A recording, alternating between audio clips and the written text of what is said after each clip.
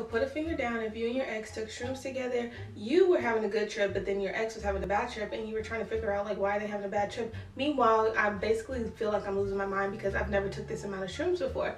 So she started getting on topic like we're too good for each other. Like we're basically on the ego trip right now. Like we're too good for everybody. Like we shouldn't even be here. There's no point in the world. The world sucks. The world is gonna end anyway. We're having like a spiritual awakening. So we started chirping and talking about that for like 3 hours.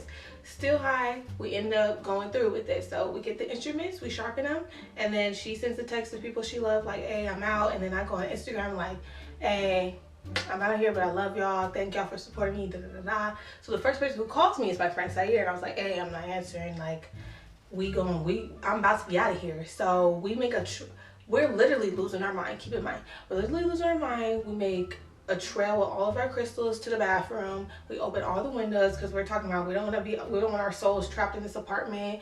Bad vibes, da da da da da. So then I'm like, hey, we need some music because I just can't do the silence. So we turn on Brent Faiyaz's Gravity, and I'm like, oh, this is perfect. Like when our souls come out of our body, we just gonna hear Brent singing. Like it's gonna be beautiful. So then we turn off all the lights, we hold hands, and we do the act, and then we're like, this feel like a paper cut. That's how you know. Okay, we're like, this feel like a paper cut. Like this some tough skin. Like we really gonna have to work to get this shit done. And I was like, we can't get this shit done in here because we already done sit the text messages, we already posted it, whatever the fuck, and people are gonna start coming to our house. So I was like, no, we gotta go. So we bust out the door, we leave our phones, wallet, anything. We just took the car keys.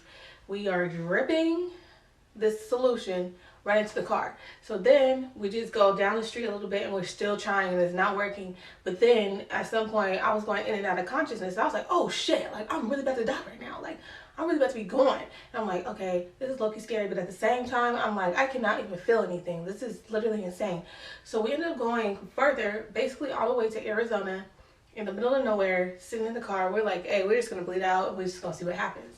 So I had a dream that like all these people were looking for me, da da da da. So we wake up the next morning, we look at each other, and we start laughing. I'm like, damn, what the fuck was he on? I was like, well shit, we don't even got nothing to run away. Like this is embarrassing, but we don't got our phone.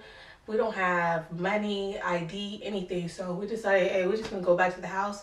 On the way there, we started laughing, and then we walked in the house, and all of our family was in there. They looked like they seen a ghost. My mom down there passed the fuck out, and then they told us to go to the hospital. And when we got to the hospital, the nurse said that we were 1 centimeter away from our main artery, and we could have died if we did it any closer.